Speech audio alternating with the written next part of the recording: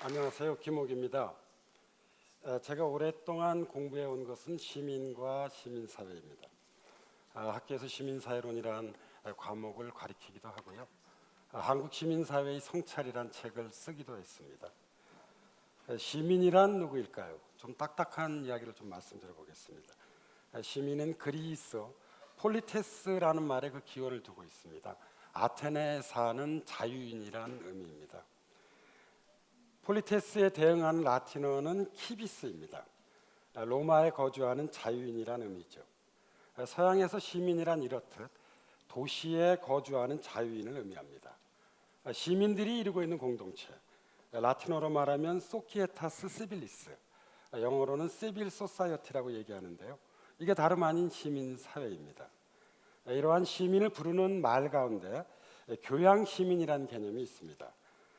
이 개념을 이해하기 위해서는 먼저 교양이란 말을 좀 살펴볼 필요가 있는데요. 교양이란 이 말은 그리스어 파이데이아 그리고 라틴어 후마니타스라는 말의 그 기원을 두고 있습니다. 여러분 후마니타스라는 말은 들어보셨을 겁니다. 이 말에 담긴 의미는 인간성, 인간다움입니다. 나아가 이 말에 담긴 또 하나의 의미는 야만과 무지에 맞서는 교양과 교육에 있습니다. 국어 사전을 우리가 교양을 찾아보면요, 학문, 지식, 사회생활을 바탕으로 이루어지는 품위 또는 문화에 대한 폭넓은 지식이라고 정의되어 있습니다.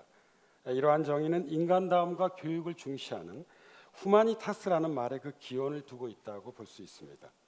이러한 교양의 정신과 시민의 정신을 결합시키려고 했던 이들은 18세기 독일인들이었습니다.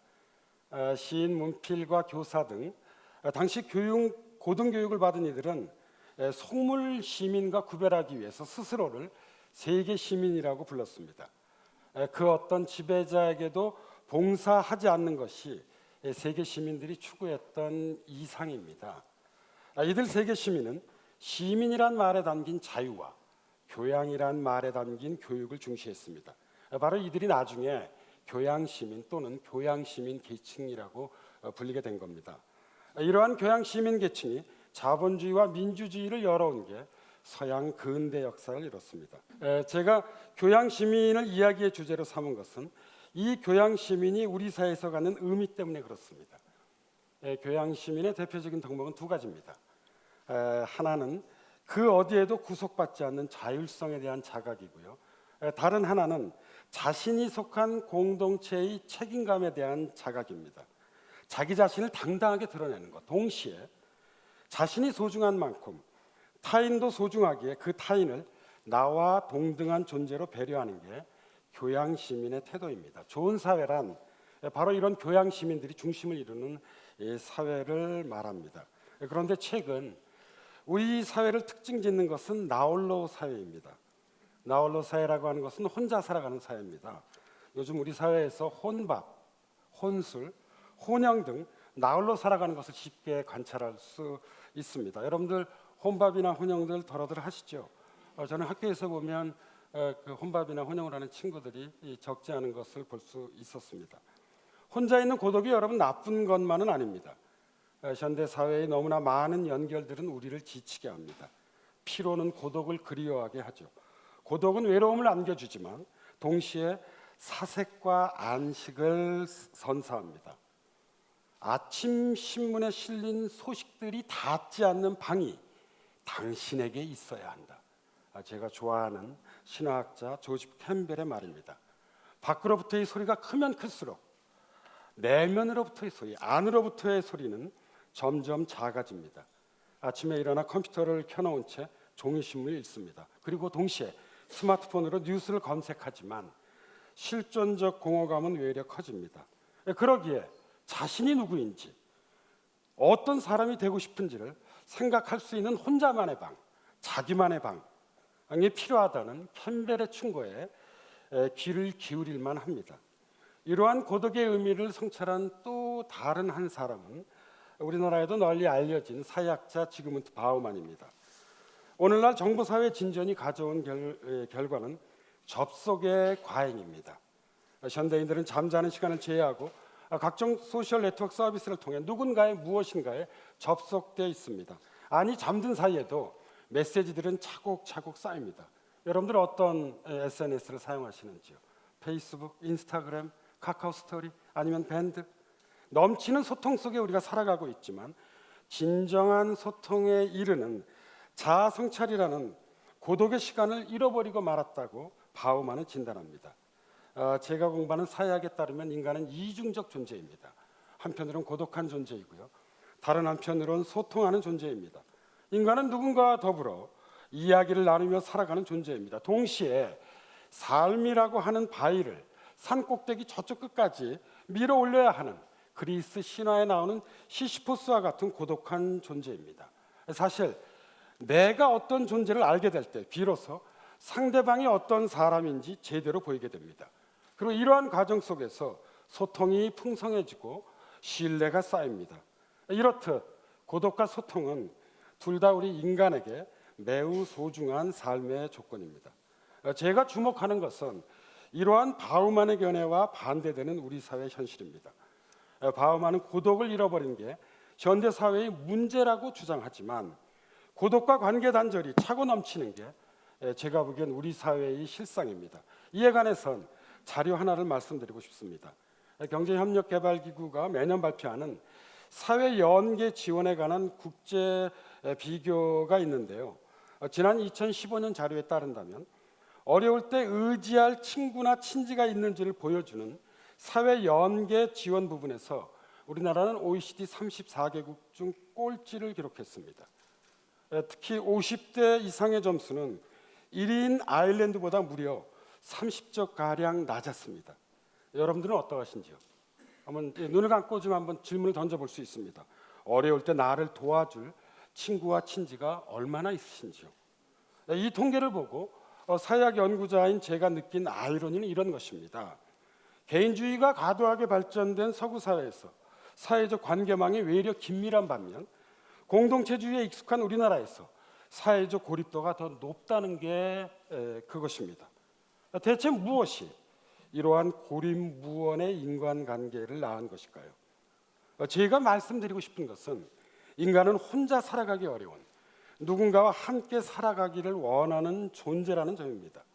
외롭고 불완전하기 때문에 가족에서 사회에 이르는 공동체를 발명해 왔습니다.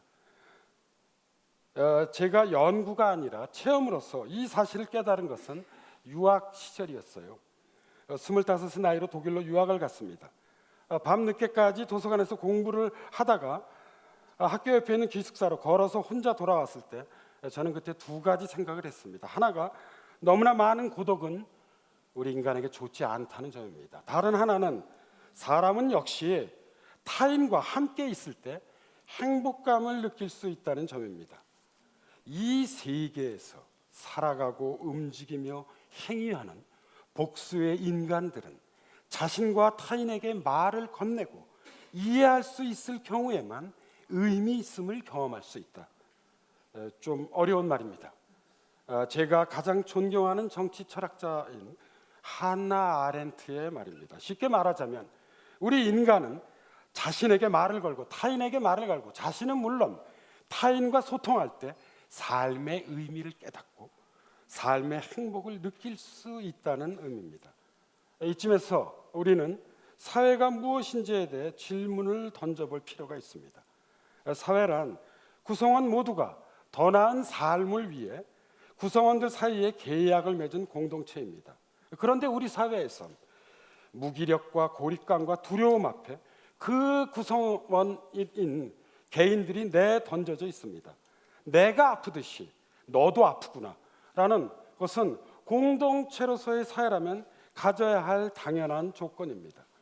그 원인이 인간 본성에 내재된 이기심에 있든 신자유주의가 강제해온 지나친 경쟁에 있든 제가 우려하는 것은 우리 사회가 갈수록 지속 불가능한 공동체가 돼가고 있다는 점입니다. 타자 혹은 타인을 부정하고 자신만이 존재하는 사회를 더 이상 사회라고 부를 수는 없습니다. 우리 사회에서 제가 정말 우려하는 것은 공동체로서의 사회의 역동성이 상실되고 이 과정에서 자율적 주체로서의 개인의 활력이 위축되고 있는 현실입니다. 문제가 있다면 그 문제를 고쳐야 합니다. 이때 중요한 것은 어떻게입니다. 제도가 문제라면 제도를 바꾸면 됩니다. 하지만 제도만 바꾼다고 해서 문제가 해결되지 않습니다. 제도를 운영하는 사람, 사람의 마음, 사람의 문화가 함께 바뀌어야 합니다. 마음이 바뀌어야 내가 바뀌고요. 내가 바뀌어야 우리 문화가 바뀌고, 우리 문화가 바뀌어야 제도를 바꿀 수 있습니다. 바로 이 지점에서 저는 교양시민을 떠올립니다. 교양시민이란 말에 담긴 의미는 교육을 통한 성숙한 시민의식을 갖는 것, 성숙한 시민의식을 통해 성숙한 시민 문화를 일구는 데 있습니다. 교양시민에게 가장 중요한 덕목은 아까 말씀드렸던 두 가지입니다. 하나가 개인의 자율성이고요. 다른 하나는 공동체에 대한 책임감. 다시 말씀드리면 타인에 대한 배려입니다. 교양시민으로 살아간다는 것은 개인의 자율성을 존중하고 타인을 적극적으로 배려하는 것을 뜻합니다. 개인주의와 공동체주의를 동시에 실천하는 것, 이게 바로 교양시민의 조건입니다. 개인주의란 개인의 자존심과 자율성을 중시하는 것을 뜻합니다. 나는 나일 뿐입니다. 나는 그 누구에게도 속하지 않는다. 저는 그 누구에게도 속하지 않습니다. 이 말은 르네상스를 열었던 철학자인 에라스무스의 말입니다. 참 좋은 말이죠. 다른 사람에게 구속되지 않는 나만의 느낌, 나만의 생각, 자존감, 자율성을 중시하고 그리고 나만의 삶을 운영해 가는 것은 교양 시민이 갖춰야 할 제1의 덕목입니다. 이와 동시에 내 자존감이 중요하듯 다른 사람들의 자존감도 중요합니다. 제가 존경하는 농부 전우익 선생은 이런 말씀을 하셨습니다. 혼자만 잘 살면 무슨 재민겨. 경상도 사투리인 것 같습니다. 이 혼자만 잘 살면 무슨 재민겨는 공동체주의에 담긴 정신적 가치를 적절히 상징합니다. 공동체주의는 1차적으로 타인에 대한 관심과 배려를 중시합니다. 혼자만 잘 사는 것이 아니라 더불어 함께 같이 잘 사는 공동체를 일구기 위해 타인에게 관심을 갖고 배려를 하며 나아가 공동체가 부여하는 책임을 다하는 게 교양시민의 제2의 덕목입니다. 자, 이제 제 이야기를 마쳐야 할 시간이 된 것 같습니다. 2년 전 세바시에서 처음 강연을 했을 때 그때까지 세바시에서 이뤄진 강연 중 가장 어려운 내용이었다는 핀잔을 PD한테 듣고 적잖이 반성했습니다. 그런데 오늘은 교과서에서 나오는 너무나 잘 아는 이야기를 드린 것 같아 죄송스러운 마음입니다. 하지만 가장 소중한 진리는 바로 우리가 어릴 때 배우는 교과서에 있는 법입니다. 마지막으로 제가 좋아하는 시의 한 구절을 소개하면서 교양 시민의 조건에 대한 오늘 이야기를 마치려고 합니다. 이 아담 자가예브스키라고 하는 폴란드 시인입니다. 자가예브스키의 타인의 아름다움에서만이라는 시입니다. 한 구절을 가져왔습니다. 타인의 음악에서만, 타인의 시에서만, 타인들에게만 구원이 있다. 자신에 대한 존중과 타인에 대한 존중이 교양 시민의 조건입니다. 행복에 이르는 길입니다. 부디 자신을 존중하고 동시에 타인을 존중하시길 바랍니다. 감사합니다.